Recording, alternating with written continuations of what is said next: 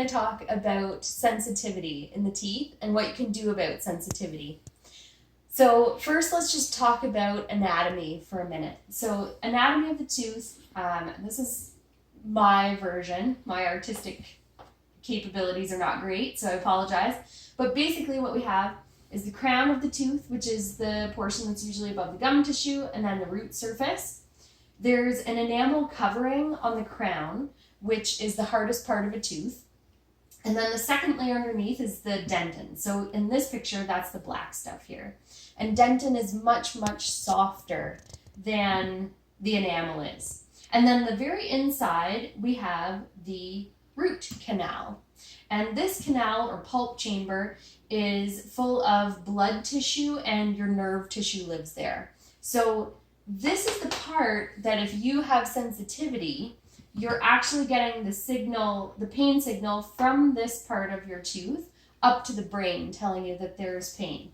So the causes of tooth sensitivity there's so many of them. Trauma, if you get a big knock to the face, can do it. Temperature sensitivity is usually related to gum recession, which we talked about yesterday. So that's where instead of the gum tissue sitting right at the junction where the crown of the tooth and the root of the tooth meet, it's down a little lower, usually due to trauma, and you'll have this bit of root surface that's exposed. Sweet sensitivity, we fear usually is a cavity that's starting or progressing. And so anyone with sweet sensitivity that starts up all of a sudden should have that checked. It can also be recession as well, but it's very common that it is a cavity. And then pain on chewing, that's a whole different type of sensitivity. And that can be a couple of different things. It can be an abscess at the root, which is a very scary overall health problem because they've linked this kind of infection to things like heart disease and stroke. So if you have pain on chewing, go into the dentist right away. Other times as well, if you've had work done and it was after you had the filling placed that you started having pain, so let's pretend you had a cavity here and they fix it with a filling. So if this filling is being hit by the teeth up above, before it's actually touching the tooth, that is called a high filling, and that can cause pain if the tooth from the opposing arch is touching the filling first, and that can be fixed. You can go back into your dentist and they can just shave this down a little bit so that you're hitting tooth on tooth again at the same rate, and that'll take away your biting sensitivity. But sensitivity to chewing should be checked by a dentist. It should be considered an emergency. Let's chat about if you have sweet sensitivity. If you have sweet sensitivity, go and have it checked. Make sure it's not a cavity that's forming. But also, if you have sweet sensitivity, try to pinpoint exactly which tooth it is that's causing you that sensitivity. Just save you a bunch of time when you get into the dentist. And if you can really point out where that sensitivity is coming from, which tooth it is. And let's chat about temperature sensitivity a little more, because I feel like that's the most common sensitivity complaint that I get in the clinic. So let's dive a little deeper into tooth anatomy. We know about the enamel and the root surface. All over the enamel and root surface are little tiny pores, just like pores in your skin, but pores in the teeth we call tubules because it's hard material, but it's just pores.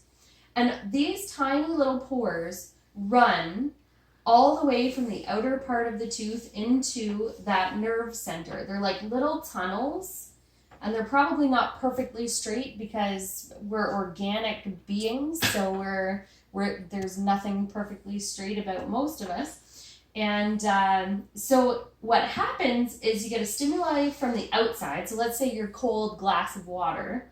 You get the stimulus here. That cold water flows through the pores and into the nerve center, and that's where you get the message going to your brain of pain.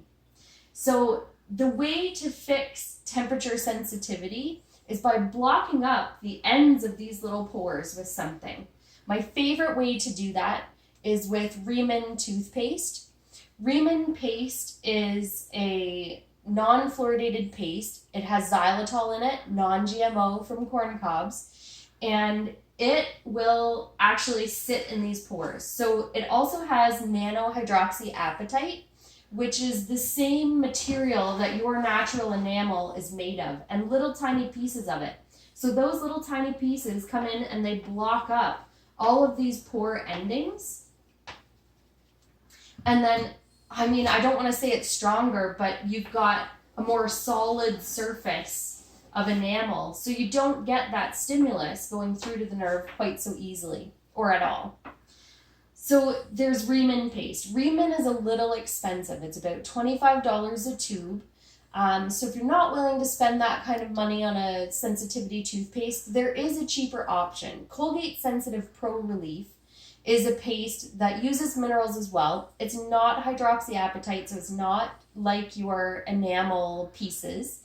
It is another mineral, calcium carbonate. But same idea, it will block up those pore endings and stop the cold glass of water from getting to the nerve center and causing that pain. So those are my top 2 recommendations for temperature sensitivity. There are other things that we can do professionally if that doesn't work, but that's a really good place to start to get rid of those types of sensitivity. Always tell your dental professional about your tooth sensitivity. If you have a new sensitivity develop, it's a good idea to have it double checked and make sure that it's not a really serious problem. Now let's just take one step back and talk about recession being sensitive. So the reason that you get more temperature sensitivity on your root than you do on your enamel is just the length of the pores. So your pores, your distance from the outer surface of the root to the nerve, it's much smaller here than it is, say, here.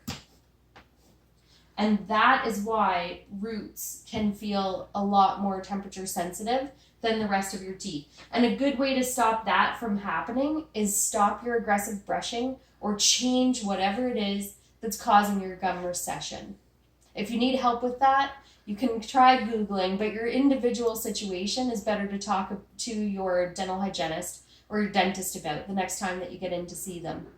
So I hope this answers question number 4 about what causes tooth sensitivity and what we can do about it. And everybody stay safe and healthy.